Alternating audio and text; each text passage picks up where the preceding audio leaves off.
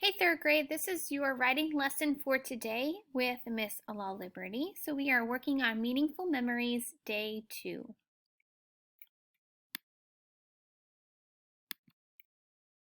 Yesterday we talked about how Alan Zwiebel, the author of Our Tree Named Steve, uses a lot of human qualities to describe their special tree. We also shared how the illustrator David Cottrell used the emotion from Alan's writing to change the color of each page depending on the mood. We noticed how Alan's memories included strong emotions and how he included details that gave us insight into how his family was feeling that day. Today we are going to take another look at emotions and memories to be more descriptive in our writing by using our senses. Using our senses can help our writing become more descriptive for the reader, helping them to see our stories come alive. So let's talk about the 5 senses first. Our sense of sight. In that memory and in that moment, what do you see? Who are you with? And where are you? Hearing. What noises are around you? Taste. What were you eating? If you were eating anything. Touch. Are you holding something? And smell. Do you notice any scents? Do you notice any strong smells? So those are the senses we are going to use to help us become more descriptive writers for our reader. So today we're going to take turns telling about a memory using our senses. We will start with an emotion, think of a memory to match, and use our 5 senses to share about the memory. I'll go first. So my first emotion is excited. I am excited. My memory is seeing my puppy for the first time. Now, if you're in my class, you know that I talk about my puppy all the time. So I was super excited to see her for the very first time. So what I did was I decided to use this writing, this memory, and I wrote using my senses. So I am feeling excited. My memory is seeing my puppy for the first time. And then what I did was I highlighted each of the senses to make sure that I have used all 5. So here is what I wrote. In March, I drove to a town 4 hours away to pick up my new puppy. Since it was such a long trip, we ate Chick-fil-A for lunch. When I arrived at the house, I was so excited. I could see horses, pigs, and chickens in the field. I could hear dogs barking and the wind blowing. I wondered if the dogs were barking at the wind.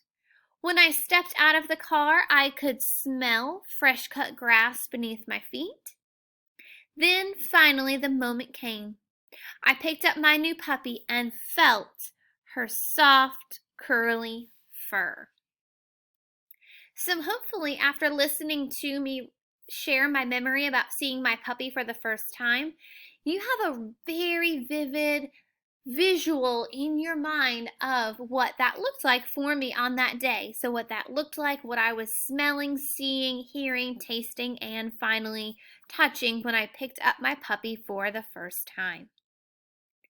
In our lesson today on Zoom, we gave the classmates a chance to share about a memory when they were happy.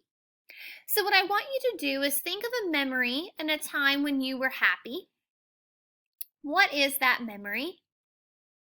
And then go through each of your senses, asking yourself, what did I see? What did I hear? What did I taste? What did I touch? And what did I smell? And I'm going to give you a few minutes to think through those senses so you can try this on your own.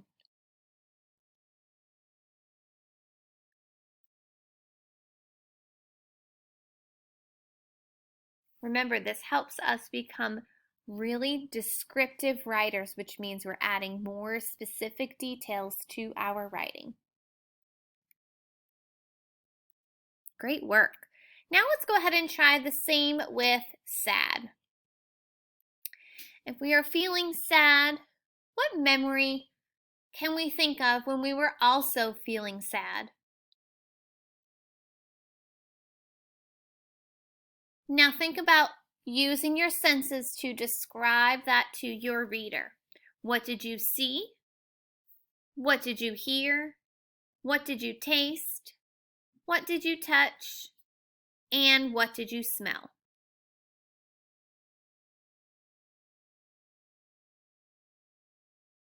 Awesome. And you'll have more time today to think about these activities and ideas in your seesaw.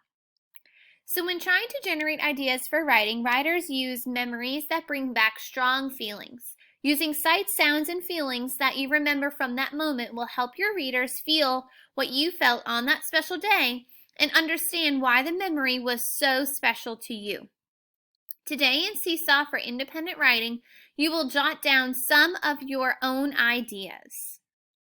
Let your teacher know if you have any questions. Great job, writers!